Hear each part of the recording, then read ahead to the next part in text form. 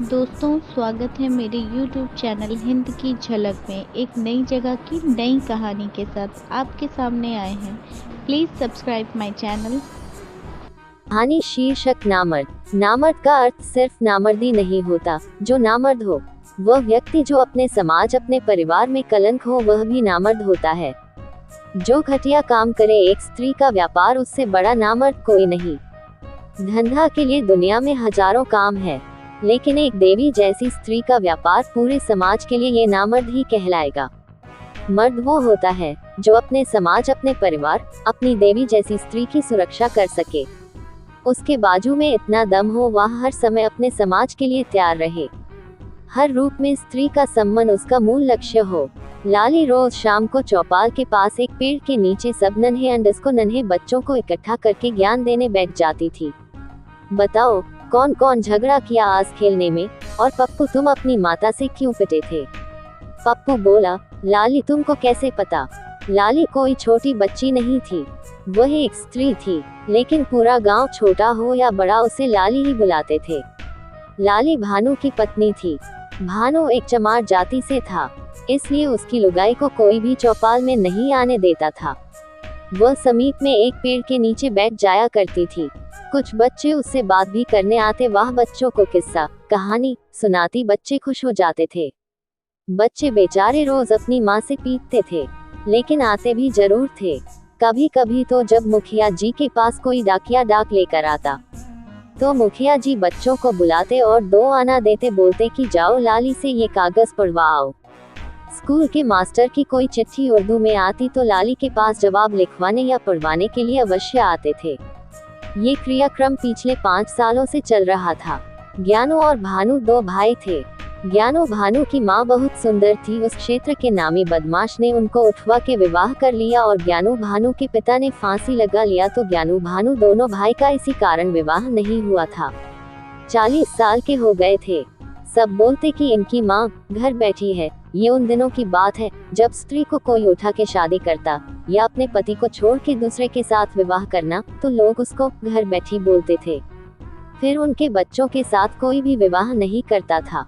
ऐसे लोग बिहार से कुछ पैसे देकर लड़की को खरीद कर ले आते थे, अपना वंश बढ़ाते थे, अपने यहाँ लाकर विवाह कर लेते थे। लाली एक पढ़े लिखे परिवार से थी। उसकी चल ढाल से लगता था। गांव की स्त्रियां बोलती, ये कितनी सुंदर है। भानु की लुगाई सच में गुड़िया जैसी है। उसका नाम लाली क्यों? एक दिन भानु का भाई ज्ञानू बोला अपनी भाभी से कि लाली आप कहाँ की हो? सब लोग बोलते हैं कि भैया आपको बिहार से खरीद के लाए हैं, लेकिन आप पढ़ी लिखी हो। बिहार में तो लड़के जल्दी नहीं पढ़ते, तो लड़की कैसे? लाली की आंख में आंसू आ गए। साड़ी के पल्लू से आंसू पोंछ के चली गई। धीरे अंडस को, धीरे ज्ञानू को इस बात की चिंता बढ़ी कि मेरी भाभी कैसे आ गई बिहार से इतनी दूर, इनके माता पिता ने क्यों बेच दिया होगा? ये सवाल ज्ञानू को खाए जा रहा था। एक दिन ज्ञानू ने देखा कि लाली अंदर कोठरी में नमाज पढ़ रही थी। छुपकर सबसे उसको कुछ शक हुआ। तब वह फिर से पूछने लगा कि भाभी आप कौन हो, मुझे बता दो। लाली ने बताया कि सुनो, मैं मुस्लिम हूँ। समाज के कुछ न अंडस को मर्द ठेकेदारों के कारण आज मैं यहाँ पर हूँ। लाली बोली कि वह बंगाल से कुछ दूरी पर एक छोटा सा गांव बसा हुआ था, वहीं को रहने वाली हूँ। बात वही 1970 के आसपास की थी। मैट्रिक पास करने के बाद बहुत से माँ अंडस को बाप अपनी बेटे अंडस को बेटियों को नौकरी के लिए शहर की तरफ भेजते थे। गांव वाले बहुत ही सीधे और विश्वसनीय लोग होते थे। जो लड़के थोड़ा बहुत पढ़े लिखे होते थे, उनके साथ भेज दिया करते थे। लाली के साथ में उसके गांव से आए हुई 10 लड़कियां थी। साथ में सबने एक फॉर्म डाला था नौकरी के लिए। उधर तरफ कोई अधिकांश मजदूरी का भी सहारा न होता था। बाढ़ में सारी खेती डूब जाती थी, गरीबी जाने के बजाय और आ जाया करती थी। मजबूरी में माता पिता अपने बच्चों को भेजते थे। पहले फर्जी डिग्री दिलाते, फिर नौकरी के लिए ले जाया करते थे। वह लोग इंसान के नाम पर कलंक थे। जहां भोली अंडस को भाली लड़कियों को नौकरी के लिए लाया करते थे। अधिकांश लड़कियां बहुत ही साधारण से परिवारों से होती थी, दुनिया नहीं देखी होती। उनके अंदर एक नई उमंग होती थी, लेकिन अफसोस जब इंटरव्यू के लिए लाइन लगती तो बहुत लंबी हुआ करती थी। आंसू गैस या एकदम से भगदड़ मचा के सबको भगा देते। कभी बोलते यहाँ पर बम है, तरह के सब इधर अंडस्को उधर हो जाते थे। इसी दौरान कुछ बच्चियां उठा ली जाया करती थी। वह लोग बच्ची को दूर शहर के दूसरे किनारे पर ले जाके बेच दिया करते थे। जिन लोगों की शादी नहीं होती किसी कारण समाज में, तो वह लोग अच्छे अंडस को अच्छे दामों में खरीद लिया करते थे। उस भीड़ से भागी हुई लाली एक ऐसे शख्स के हाथों लगी। वह इंसान नेपाल की तरफ जा रहा था। उसने लाली को ट्रेन पर चढ़ा लिया और बोला जल्दी से बैठो। लाली को लगा ये ट्रेन बंगाल जा रही है। वह ट्रेन काठमांडू जा रही थी। नेपाल बॉर्डर पर वह आदमी उतरा। लाली को भी उतार जाने को कहा। फिर 2 दिन साथ में रखा। लाली रोती रही, बताती रही कि मेरे माँ बापू मेरा इंतजार कर रहे हैं। मुझे पढ़ाई का शौक था, तभी बाहर आई थी। मैं गरीब नहीं हूँ, मेरे बाबूजी बहुत धन देंगे तुम लोगों को। मुझे छोड़ दो, बंगाल तक मैं अपने गांव चली जाऊंगी। वह नहीं माना। उस व्यक्ति ने 50 रुपए में लाली को 40 साल के भानु के हाथों बेच दिया। ये उन दिनों आम सी बात थी लड़कियों को बेचना। उस समय अधिक टेलीफोन नहीं होते थे, खबर अखबारों में 1-2 दिन आती, फिर मामला शांत। लाली एक बड़े घर की लड़की, पढ़ी लिखी थी। जात में वह मुस्लिम उच्च वर्ग से संबंध रखती हैं, किंतु भानु चमार था। चमार होने के कारण गांव वाले उसे इज्जत नहीं देते थे। लाली खूबसूरत, कम उम्र और समझदार लड़की थी। भानु के घर आने के बाद वह बहुत रोई गिड़गिड़ाई और भानु से कहा कि मेरे साथ जबरदस्ती न करो। मैं एक शिक्षित लड़की हूँ। मैं इंटरव्यू देने आई थी, अपने गांव से नौकरी के लिए इंटरव्यू देने आई थी।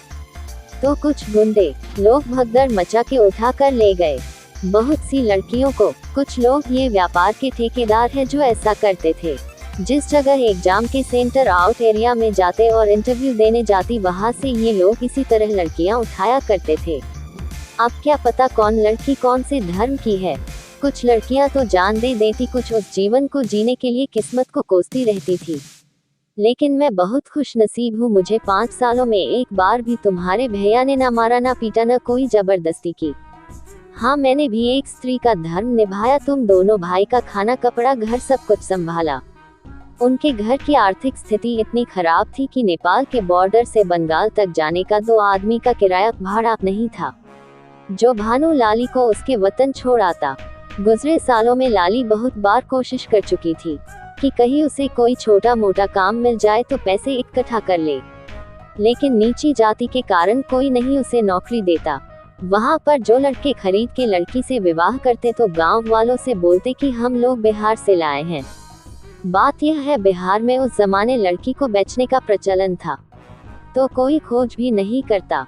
भानु ने भी सबको यही बताया को मैं बिहार से लाया हूँ लुगाई, पर सच्चाई तो एकदम अलग थी। गांव की स्त्रियां देखती बहुत थी कि लाली कितनी सलीके की स्त्री है, लेकिन चंद बच्चों के सिवा कोई भी उससे बात न करता था। लाली रोज गांव बाहर की पगडंडी पर बैठती थी, ये सोच के कि वाह, मुझे बेचने वाला व्यक्ति शायद दिख जाए और मैं उसका सिर काट सकूं। वैसे लाली ईमानदारी से भानु का घर संभालती थी कि इसमें भानु को कोई गलती नहीं, वाह तो मुझे खरीद के लाया है। भानु ने एक पक्की कोठरी भी बनवा दिया था, जिसमें लाली अपनी नमाज पढ़ लेती थी। जब बहुत माँ बापू की याद आती तो रो भी लिया करती थी। लाली का जब विवाह हुआ तो लाली उस समय 16 बरस की थी। 5 साल बाद 21 साल की जवान सुंदर सुशील स्त्री बन चुकी थी। चेहरे पर धैर्य, लोगों से नीची आवाज में बात करना, लेकिन वह सेठ लोगों के आगे अन्य चमार जाति की वकालत भी कर लेती थी। निडर थी, बहुत रोया। ज्ञानू की उम्र 30 साल थी। वह माँ बाप के गुजरने के बाद आवारा सा हो गया था, लेकिन लाली ने उसका बहुत ख्याल रखा। सुधर भी गया था, समय से खाना खाता, बाहर गाली गलौज न करता। धीरे अंडस को धीरे लाली बीमार पड़ने लगी, इलाज के भी पैसे नहीं थे। भानु ने एक चलते ट्रक से चीनी की 2 बोरी चोरी की, जो उधर इलाकों में आराम से ये काम होता था। उसको बेचकर पैसे इकट्ठा किया। रात देर घर आया, सुबह तड़के उठा और लाली से बोला, तुम मेरी माँ हो, मुझे उम्र में छोटी हो, लेकिन मेरी माँ से कम नहीं। चल लाली, चल, तुझको तेरे वतन भेज दूँ।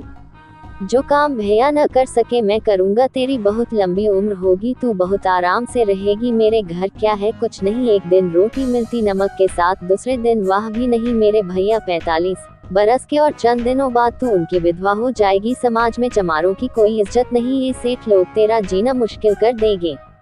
मैं कैसे बचाऊंगा? चल लाली चल। लाली, तेरे पास पैसे कहाँ से आए?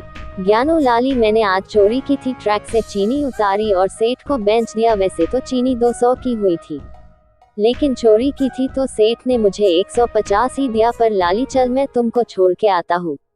लाली, इतने रुपए में हम दोनों चल जाएंगे, लेकिन तू वापस कैसे आएगा? ये तो एक तरफ का ही पैसा है। ज्ञानू, अरे लाली तू चलना, बाकी माँ दुर्गा कुछ करेगी ना।